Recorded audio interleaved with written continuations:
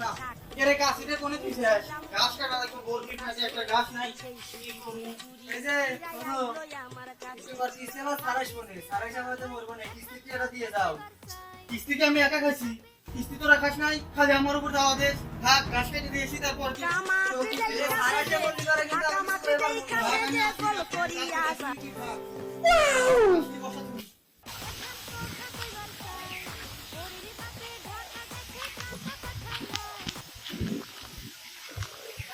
জরিনা ভাবি বাসায় আছেন জরিনা ভাবি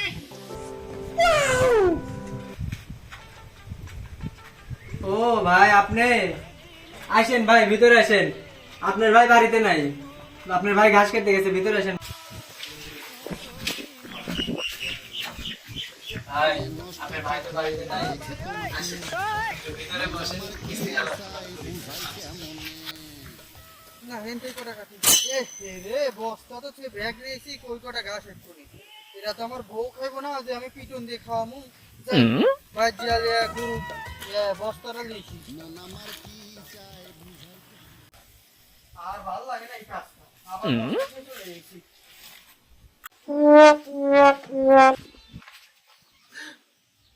তার মানে এইটাই আমি বাড়তে থাকি না সারাদিন খাটে মরি তোমার এটাই হয়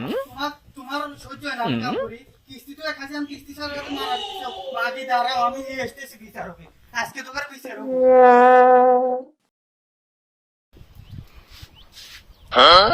শমশের লাও তাড়াতাড়ি শুরু করো আমার আবার আরো বিশেষ টিচার আছে শুরু করে দাও লাও শুরু করো সময় তো দরকার আছে হ্যাঁ হ্যাঁ শুরু করো আমার বাড়িতে আবার কামলা থইছে তে কুদ্দুস কিসের জন্য এত জরুরি তলব দিলা আবার দেখতেছি সালিশ মালিশ বসে গেছে তে খুলে টুলে বলো আমরা শুনি একটু কি বিষয় সব খুলে মিলে বলো সন্ধ্যা বেলা বেগুন ক্ষেত্রে করতে গেলাম চুরি আরে তোমাকে তো আমি জামা কাপড় খুলতে বলি নাই ঘটনাটা খুলে বলো। ও মাতবর সাপ আমি ভাবছি খুলে খাওয়ার কথা বলেন তাই জামা কাপড় খুলে খাওয়ার কথা ভাবছি আচ্ছা লেন শুরু করেন তাহলে তে কি হয়েছে কও তো মাতবার সাপ আপনার এলাকায় আমি অনেকদিন ধরে আছি আপনারা তো জানেন শোনেন আমি গরিব মানুষ কাজ করে খাই ডাল দিয়ে ভাত খাই সোজাল দিয়ে আইটে যাই আমার কাদায় কোনো মন নাই তো কিস্তিতে একটা গরু কিনছিলাম গরু কিনে ধরেন কিস্তি প্রথম সপ্তাহে আমি দিতে পারি নাই একটা তো সময় আছে মানুষের কাছে তো সবসময় টাকা পয়সা থাকে না তখন আমি আমার বউকে রেখে ঘাস কাটতে গেছি বলছি যে পরের সপ্তাহে কিস্তি দিবনি এখন ঘাস কেটে এসে দেখি এই বাঞ্চুত এই আমার বোর হাতে ঘরে ঢুকে কি করতে মাতবর সাহেব আমি বললে বুঝাইতে পারবো না এই বিচার আমি চাই আজকে এনে এর একটা শক্ত বিচার আপনি আজকে করে দিয়ে যাবেন নাহলে এই কিস্তি আলাদা আমি বাড়তে বান্ধে থাকবো সম্পূর্ণ ঘটনা তো শুনলাম সম্পূর্ণ ঘটনায় তো মনে করে যে কুদ্দুসের বউ পেলিয়া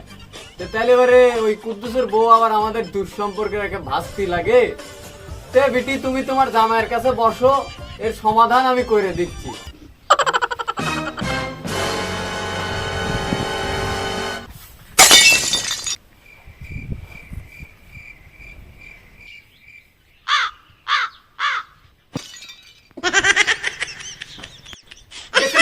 দেখছেন শালির কাণ্ড কারখানা দেখছেন বাতার আমি না হতি আপনারা চলে দেন শালি জামাই আমি চলে যাবো না এই আমার পাশে এসে বসো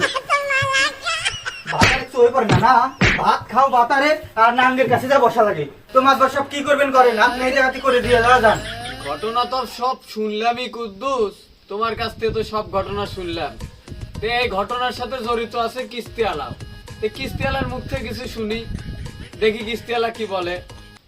মাতব্বর সাহেব সবই তো শুনলেন আমার কথাটাও শুনি আমি তো ধরেন ওই কোম্পানি চাকরি করেই খাই মানুষকে টাকা পয়সা দিই আমাকে মানুষকে এখন এই কুদ্দুস ভাইকে দিছে আমি এলো কিস্তি তুলে কুদ্দুস ভাই 2-3 সপ্তাহ ধরে আমাকে ঘুরাচ্ছে ভাই গেছে হলো ঘাস কাটতে ভাবি আমাকে কইলে যে ভাই ঘরে বসে ভাই আসলে বলে ঠিক আছে আমি ঘরে যাবে লাগছি তখন এই কুদ্দুস ভাই পিছন থেকে আমার ধরছে ভাই আমার সাদা মনে কোনো কাদা নাই ভাই আমি কিছু করেছি আমি খালি বসে পড়েছি মানে ঘরে ঢুকেও না ভাই তখন আমাকে আটকা লাগছে বাঞ্চত ঘরে ঢুকবি হাত ধরে ঢোকার কি আছে ঘরে ঢুকবি পানি খাবি যা করবি আমার এত বানা বারান্দা আমি 25 লাখ টাকা খরচ করে বাড়ি করছি তুই ঘরে ঢুকবি হাত ধরে কে আর তোর ঢুকতে লাগে যখন আটকা দেবে লাগছিস তখনই আমি ধরছি মিথ্যা কথা কবি না বিন দেশতে আইছিস বিন দেশের মতো থাকবি আমি তোমার বড় আত্ম ছিলাম না তোমার বউ আমার আত্ম ছিল তুমি ভালো দেখছিলে সবার কথাই তো ঘটনাগুলোই শুনলাম, সবকিছুই শুনলাম, ঘটনা সব খুলে মিলে বললে আমাদেরকে। আমি এখন বুঝতেছি যা। এখন কুদ্দুস তুমি বলো, তুমি কি তোমার মনের ভাবটা প্রকাশ করো, তুমি কি এই বউলে সংসার করতে চাও? আমার তো মনের বাসনা খালি ওইরকমই, বউটা যত সুন্দর আর এত সুন্দর বউ পামো কি না, কিস্তির টিয়াটা যদি সদ্য এরবারে জুতে মুতে তেহি তো মাতবর সাহেব, আপনি তো সবই শুনলেন, সবকিছুই বোঝেন, মানে আপনি যা করে দিবেন তাই। কারণ যেহেতু আপনি একটা মাতবর মানুষ, যা বিচার করবেন, যা ভালো মনে হয় করেন। বিষয়টা তো খুবই সিরিয়াস বিষয়, এই ঝাপসা বিষয়। এখন এই বিষয়টা মনে করো যে খুবই সিরিয়াস। এখন এই কিস্তিওয়ালা বিষয়, কিস্তিওয়ালা যে আছে তাকে আমি দুইটা অপশন দেব, এই দুইটার মধ্যে একটা বেছে নিতে হবে। একটা হলো যে এই কুদ্দুসের খুব গরিব মানুষ, এর বউকে নিয়ে যেতে হবে, না ছাড়া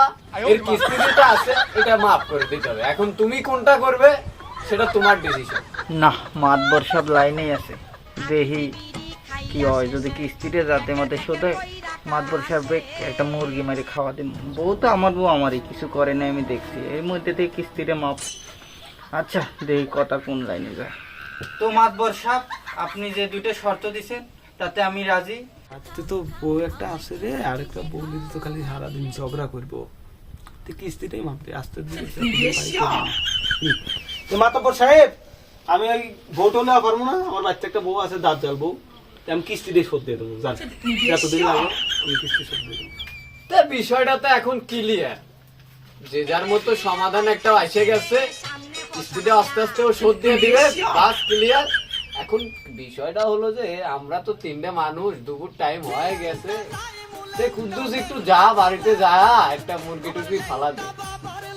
কুদ্দুস, আমি বলি আবার বাসমতি চাউল ছাড়া খাই না, বুঝছিস? সাথে একটু ডালের ব্যবস্থাও করো। আমার সাথে একটু সালাদের ব্যবস্থাটাও করতে বলেন। আচ্ছা, এই বিচারকরা আসিল আদা আমার সাথে, তা একটু করে দাও, যাও। ভাত পায় না, আবার বাসমতি চালের বিরিয়ানি খাওয়ার তাই কে ৬০,০০০ টাকা কিস্তি গেছে, এই ৫০০ টাকার বিরিয়ানি গেলে কি হবে? হ্যাঁ, আর যাই হোক, এত ব্যবহার থেকে তো কিস্তিতে বেঁচে গেছি।